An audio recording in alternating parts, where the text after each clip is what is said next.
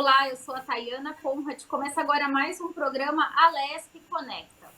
E hoje a gente vai falar sobre o plano diretor na cidade de São Paulo. Por isso eu trago aqui para falar com a gente um pouquinho sobre esse assunto o Guilherme Souza de Freitas, ele que é engenheiro de produção e vai falar um pouquinho, né, sobre essa questão do plano diretor, explicar um pouquinho o que é. Seja muito bem-vindo, Guilherme, aqui ao nosso programa. Oi, Tayana, muito obrigado aí pelo convite. É um prazer imenso aí estar participando desse espaço aqui que vocês têm aí maravilhoso. Fico muito feliz de poder estar colaborando aí com o desenvolvimento da nossa cidade aí, que tem muita coisa aí para desenvolver nesses anos que vem pela frente. É verdade, Guilherme. Na verdade, né, o que está encabeçando aí essa nossa entrevista é o fato de que a cidade de São Paulo, né, deve passar aí por uma revisão desse plano diretor. E eu queria, na verdade, né, que você explicasse para a gente, explicasse primeiro para quem está em casa o que é esse plano diretor. É claro que é uma lei que passa e que tem algumas regras, mas eu queria que você explicasse para o nosso telespectador do que se trata um plano diretor.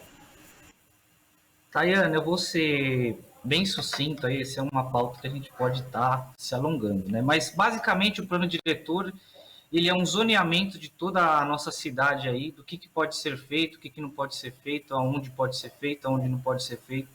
Na verdade, resumindo, é um gabarito das construções e do que vai ser lançado aí nos próximos anos da nossa cidade.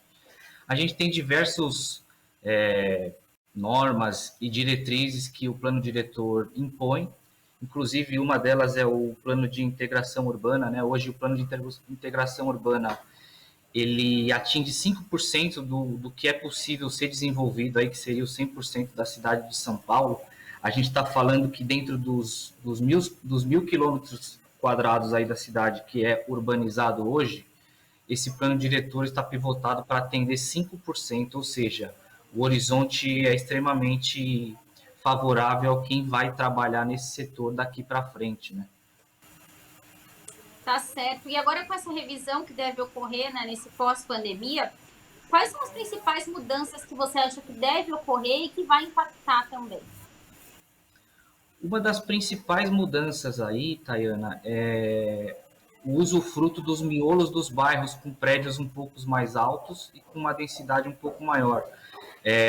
O plano diretor vigente, ele só permitia a construção de grandes edifícios e próximos a avenidas e grandes vias, né? Ou seja, para facilitar o escoamento desse público nessas grandes vias, mas isso nem sempre é o que transmite é, realmente o que a gente vê hoje aqui. Então, esse plano diretor com certeza vai ter uma incisão em cima disso, trazer esses prédios com um pouco mais de densidade para os miolos dos bairros, né? Então, isso já vem sendo discutido, não é de hoje, é de 4, 5 anos atrás. Provavelmente isso vai ser aprovado nesse momento. Agora, essa atualização, ela usa como modelo também outros países? Conta um pouquinho pra gente. Com certeza, Tayana. Muito dos. Bom, eu tive uma experiência aí em alguns outros países e o brasileiro gosta muito de tropicalizar esse desenvolvimento que vem sendo feito aí lá fora, né? Alguns vieses têm que ser levados em consideração. A cultura do brasileiro é muito diferente, por exemplo, do norte-americano, do europeu. Então, nem sempre o que a gente tenta tropicalizar para cá dá certo. Mas se você pegar aí Manhattan, por exemplo, que foi a primeira cidade que teve um plano diretor, um dos primeiros planos dele era trazer a densidade, trazer o desenvolvimento, trazer negócios, né? Você vê que o que foi construído lá há uns 100 anos atrás são prédios muito altos, o que trouxe muita densidade. Isso também está sendo feito aqui em São Paulo e também tem um plano de menor densidade que também já vem sendo feito. Diversos formatos que eles utilizaram lá está sendo utilizado aqui.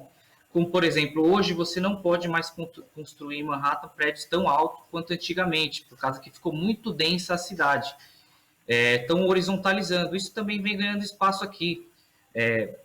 Outras ideias também, que é planejar os parques. Você pega hoje o Central Park, é um parque planejado. Aqui a gente já tem vários parques que foram planejados em São Paulo também. a defesa do cinturão aí do verde, né? A gente levar em consideração as áreas de serviços ambientais, porque hoje a gente tem aqui a Grande São Paulo, né? Falando um pouco mais da Grande São Paulo, a gente tem Campinas ali no norte, Sorocaba mais à esquerda, o Vale do Paraíba lá na zona leste e a Baixada Santista aqui mais no sul de São Paulo. E o desenvolvimento ele é muito voraz. Se a gente não manter o resguardo em cima desse cinturão verde, quando você vê a gente tem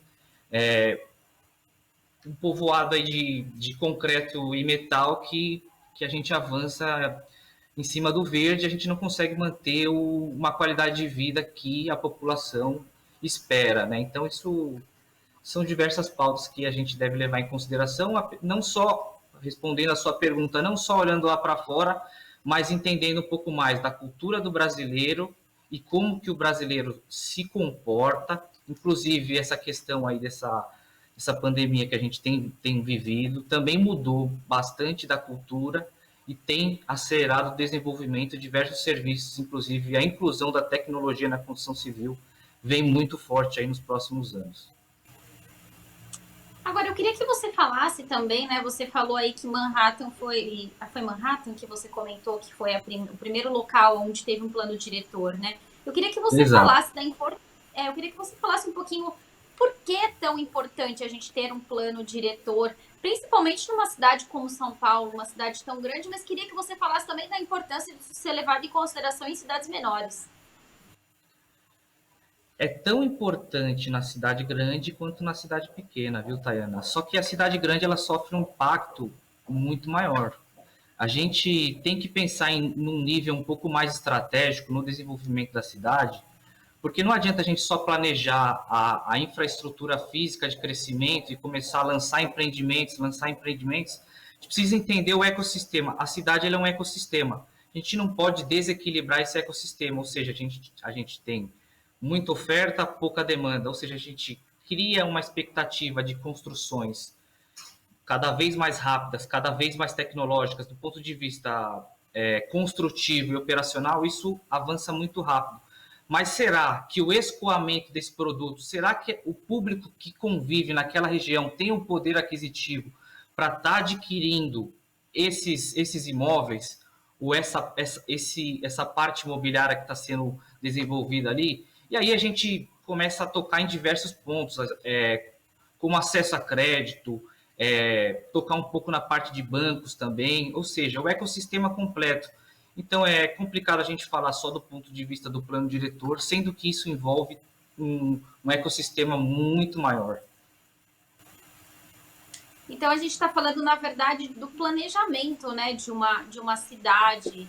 A gente vê no Brasil mesmo muitas cidades muito bem planejadas e a gente vê como isso impacta também na economia. É mais ou menos nesse sentido que você está explicando para a gente, né? Exatamente. Se você pegar e olhar, por exemplo, Barcelona de cima, você vê que aquilo ali, se você tiver numa vista aérea, você vê que aquilo ali, a maioria foi planejado. Você vê que a cidade, ela escoa do centro para as arestas. Agora, se você olhar São Paulo de cima, tem partes planejadas, tem partes que foram sendo desenvolvidas sem a utilização desse gabarito, ou esse gabarito se atualizou de forma não tão correta assim para aquele momento. Pode ser que para hoje funcione, pode ser que para 10 anos atrás não funciona, pode ser que hoje essa atualização seja benéfica, pode ser que lá para frente tenha que ser atualizado novamente. E a cidade de São Paulo sempre teve esse plano diretor, sempre teve essa ideia de planejamento ou foi algo que chegou aqui recentemente? Conta um pouquinho dessa parte também mais histórica para gente. Isso sempre foi pautado, né? Só que antigamente, obviamente, a cultura e a rigidez era um pouco diferente do que a gente vive hoje no cenário de hoje. Hoje a gente sabe que é quase impossível você conseguir avançar sem seguir as regras. E eu acredito que essa é a maneira mais correta de se seguir dentro de uma cidade tão complexa quanto São Paulo. A gente tem que levar essas regras em consideração, até porque isso afeta diretamente o bem-estar e o índice de desenvolvimento humano da população que aqui vive, né? E acredito que nós aqui, que somos da área e temos um pouco de expertise a respeito desse assunto, temos que disseminar isso. Eu vejo essa via aqui como uma oportunidade, né, Tayana? Assim como A cidade me trouxe um desenvolvimento pessoal, empresarial. Eu acredito que eu estou cumprindo aqui um pouco da minha missão de devolver isso para a cidade, né? Agora, Guilherme, qual que é o papel da iniciativa privada também, né, quando a gente fala em fomentar esse setor? O papel da iniciativa privada, Tayana, respondendo a sua pergunta, é fundamental, porque geralmente as novas tecnologias elas sempre advêm da iniciativa privada, porque o investimento em desenvolvimento e pesquisa ele é muito forte na iniciativa privada. Inclusive essas tropicalizações da tecnologia que vem sendo feita hoje, implantada aqui, provavelmente, provavelmente, eu posso confirmar para você que já foi feito em alguns outros lugares, deu certo. A gente precisa ver e verificar se a cultura vai se adaptar a essas tecnologias. Hoje nós temos empreendimentos aqui em São Paulo, por exemplo, que é exigido que seja inserida a tecnologia de aplicativos ou de locações por temporada. Esses imóveis são específicos para isso. Isso já aconteceu em outras cidades, isso deu certo. Ou seja, hoje as incorporadoras ganharam um sócio, né? Um sócio que é a tecnologia. Se você falar que 10% do empreendimento da incorporadora vai ser gestado por um aplicativo ou por tecnologia que seja, aquela tecnologia foi inserida via normas e regras e leis, então a pessoal de tecnologia virou sócio da incorporação. E isso é muito bom, porque quem ganha lá no ponto, lá no resultado final, é a população. Porque não só a população que reside aqui, isso também traz investimentos externos, traz um ecossistema estrangeiro para conhecer e entender que o Brasil, do ponto de vista da construção civil, ele é muito bom. E como que isso pode, Guilherme, já que a gente entendeu, né, que ter um plano diretor é o planejamento de uma cidade, e a gente está falando de economia também, algo super importante, a gente sabe o quanto nosso país foi afetado, né, nessa pandemia, então acho que existe também uma preocupação e a gente sabe que ter um plano diretor, esse planejamento é muito importante porque pode afetar, né, ou impactar aí no comércio de forma positiva. Eu queria que você falasse um pouquinho sobre isso.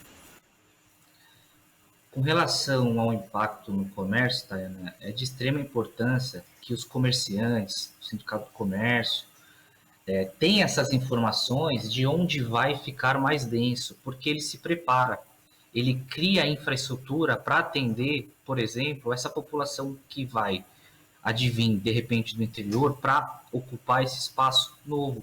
Quando a gente fala de edifícios, por exemplo, horizontalmente a gente tem um limite físico, assim como horizontal também. Só que é o seguinte, isso pode variar, porque a tecnologia e as técnicas de construção não são o limite. Isso a gente pode ver em outros países. Então a gente consegue aumentar a densidade, mas será que o comércio vai atender o número de pessoas que vão estar naquele bairro ou naquela localização? Isso é importante, porque quem quer, para escoar esses imóveis, quem quer morar nesses locais, ele não quer se locomover um longos trechos, ou seja, ele quer morar perto do seu trabalho, ou ele quer morar perto da sua família. Então, isso é muito importante do ponto de vista comercial, assim como do ponto de vista de desenvolvimento. E é claro também na parte do turismo, que eu também quero que você fale um pouco, até usando como gancho a questão que você colocou anteriormente, de que uma cidade planejada atrai também, um bom plano diretor, atrai também as pessoas de outros países, não só para investir, mas como também em passeio, né? A gente falou aí, por exemplo, você deu o exemplo de Nova York, que é uma cidade que tem um plano diretor e que recebe muitos turistas. Deu outro exemplo, que foi a cidade de Barcelona. Eu queria que você falasse também desse impacto em trazer turistas, né? Chamar atenção para a nossa cidade também. Essa pauta que você comentou, ela é elementar para São Paulo, principalmente, porque hoje, pensando em turismo, muita gente pensa que o turismo ele é só paisagem e só turismo natural. E isso não ocorre, porque a gente pode visualizar, não só aqui no Brasil, como em outros países, que o turismo também vem para as grandes metrópoles. O pessoal quer vir viver essa cultura de São Paulo. Se a gente fala de São Paulo hoje, a gente está falando, não menosprezando as outras capitais aqui da América do Sul, São Paulo é uma capital da América do Sul, entre aspas. Então, vem gente da América do Sul inteira, vem gente também da América do Norte, da Europa, para conhecer esse ecossistema, essa cultura, como que essa cidade se desenvolveu. E isso é um atrativo que a nossa cidade tem, que é maravilhoso.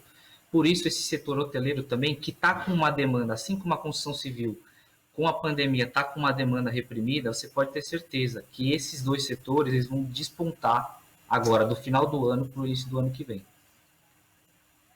É importante que a gente esteja preparado para isso. Tá. Guilherme, qual que é a importância, né, da gente ter aí também uma consultoria, né, para a implementação, então, desses novos empreendimentos?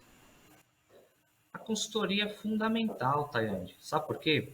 Hoje, com esses 5% que eu comentei aí do plano de intervenção urbana, a gente está falando de um estoque de imóveis para daqui 10 ou 12 anos, ou seja, nós estamos pensando 10 anos na frente, 12 anos. A gente tem aqui diversos estudos de viabilidade, de incorporação, que a gente tem guardado. Não é que esses estudos não funcionam, é que eles não estão no momento certo de serem executados. Eles dão certo, só que a viabilidade deles hoje não vai ser tão rentável como se a gente startar isso daqui 1 ano, daqui 2 anos, e ele está intimamente ligado ao plano diretor e às decisões que a máquina vai tomar. Então, a gente precisa saber se o empreendimento dá certo, se ele está na hora certa, se ele vai trazer naquele momento o maior rendimento. Então, a consultoria é fundamental. Eu acredito que você conversar e discutir essas pautas com quem é da área e com quem teve experiências também já na construção alguns anos atrás é fundamental para você saber a hora certa de dar o start na sua incorporação ou no seu estudo de viabilidade de um empreendimento e de toda uma região, por exemplo. Agora, você comentou, né, que a gente está num momento agora da própria construção civil, está tudo um pouco mais parado por conta da pandemia. Você acha que esse realmente é o momento certo de se discutir um plano diretor para o pós-pandemia? É nesse momento, então, que deve ser planejado tudo isso? Na verdade, isso já vem sendo discutido com os especialistas há um bom tempo, viu, Tainá? A gente já vem trabalhando isso há algum tempo. Então, não é nada novidade para nós aqui. Então, a gente sabe o time de startar isso, a gente já vem discutindo isso há algum tempo, e a gente sabe que a gente estamos falando aí de uma demanda reprimida muito grande, e a gente precisa se estruturar para atender. Não adianta a demanda vir e a gente não está preparado para atender essa demanda. Eu acredito que quem é especialista da área sabe do que a gente está falando, a gente pode até se estender numa pauta dessa, porque o horizonte que São Paulo tem, eu posso te falar, Tayane, é um horizonte muito positivo. A nossa cidade é cidade referência. Se você for pelo mundo aí conversar com as pessoas, você vai ver que a gente tem um pouco daquela síndrome de falar um pouco mal da nossa cidade, tudo mais, mas a nossa cidade é referência e o horizonte que ela tem aí daqui para os próximos anos é maravilhoso.